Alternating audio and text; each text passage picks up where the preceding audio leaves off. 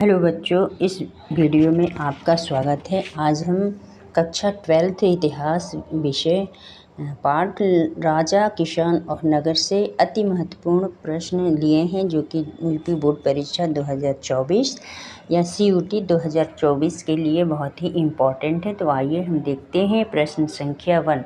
अशोक के सारनाथ में शेरों की संख्या कितनी थी? तो अशोक के सारनाथ में शेरों की संख्या हम यहाँ देखेंगे कि 4 थी। अशोक के सारनाथ में शेरों की संख्या 4 थी। दूसरा क्वेश्चन जो कि बहुत ही महत्वपूर्ण है, किसी न किसी रूप में अति लघु उत्तरी, दीर्घ उत्तरी में आता रहता है और ऑब्जेक्टिव में तो आता ही आता है। तो प्रश्न संख्या 2, प्रयाग प्रशस्ति की रचना किसने की? यहाँ हम देखेंगे कि प्रयाग प्रशस्ति की रचना हरिश्चंद्र द्वारा की गई है। क्वेश्चन नंबर 3 हम देखेंगे, साम्राज्य के अधिकांश हिस्सों में अशोक के शिलालेख किस भाषा में लिखे गए थे? तो हम देखेंगे कि अशोक के शिलालेख भारत के अधिकांश भागों में पाए गए हैं और ये ज़्यादातर शिलालेख प्राकृत भाषा में लिखे गए हैं। क्वेश्चन नंबर 4, इंडिका के लेखक कौन थे? तो बच्चों ये भी क्वेश्चन बहुत ही फेमस है और हमेशा किसी न किसी एग्ज़ाम में आता रहता है। UP board exam, CUT exam, TET exam, CTET exam, किसी भी एग्ज़ाम के लिए इम्पॉर्टेंट है। तो यहाँ हम देखेंगे कि इंडिका के लेखक थे मेगास्थनीज। क्वेश्चन नंबर 4, 5 है अर्थशास्त्र के लेखक थे। तो बच्चों ये भी क्वेश्चन बहुत ही इम्पॉर्टेंट है और कई एग्ज़ाम में आए हुए हैं और अक्सर आने की संभावना रहती है। तो अर्थशास्त्र के लेखक थे कौटिल्य। कौटिल्य को हम अदर नाम से भी जानते हैं, जैसे विष्णुगुप्त और चाणक्य। क्वेश्चन नंबर 6 हम देखेंगे, मेगास्थनीज जो चंद्रगुप्त मौर्य के दरबार में आया था, क्या था? तो यहाँ हम देखेंगे कि मेगास्थनीज जो चंद्रगुप्त मौर्य के दरबार में आया था, इतिहासकार था।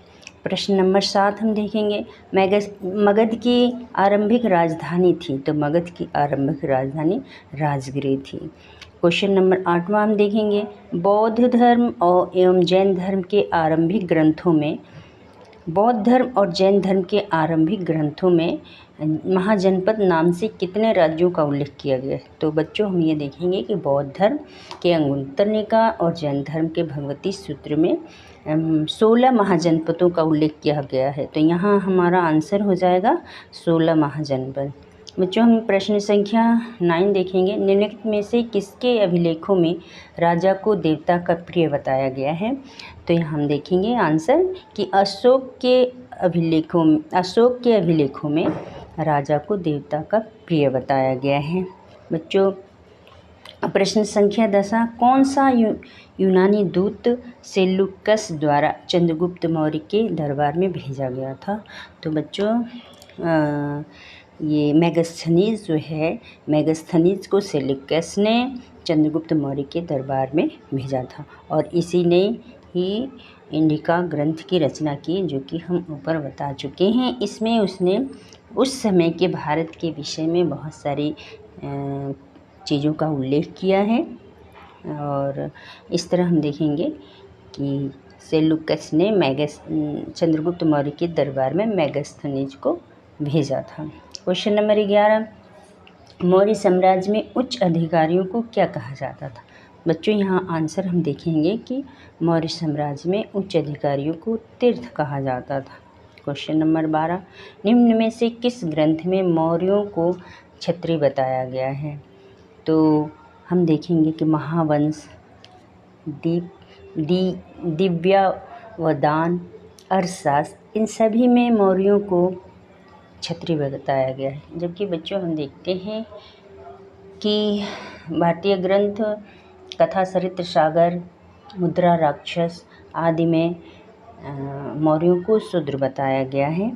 और क्वेश्चन नंबर 13 हम देखेंगे, निम्नलिखित में से 78 ईस्वी का संबंध किससे? बच्चों ये भी क्वेश्चन बहुत ही इम्पोर्टेंट है और अक्सर ये एग्ज़ाम में आता रहता है, किसी भी एग्ज़ाम में आता है। तो यहाँ हम देखेंगे कि 78 ईस्वी का संबंध कनिष्क के शासन से है। तो बच्चों ये क्वेश्चन जो है ये ऐतिहासिक तिथियों में भी आता है। तो यहाँ हम देखेंगे कि इसका संबंध कनिष्क के शासन से है। तो बच्चों इतने हमने ये जितना क्वेश्चन लिया है बहुत ही इम्पोर्टेंट है, हर एग्ज़ाम की दृष्टि से ये इम्पॉर्टेंट है, और क्लास 12 सीयूटी के एग्ज़ाम के लिए तो बहुत ही इम्पॉर्टेंट है ये क्वेश्चन, से टेट के लिए भी इम्पॉर्टेंट है। तो बच्चों इसको आप पढ़िए, याद करिए और बार बार प्रैक्टिस करिए। धन्यवाद वीडियो देखने के लिए, आप सभी लोग को धन्यवाद।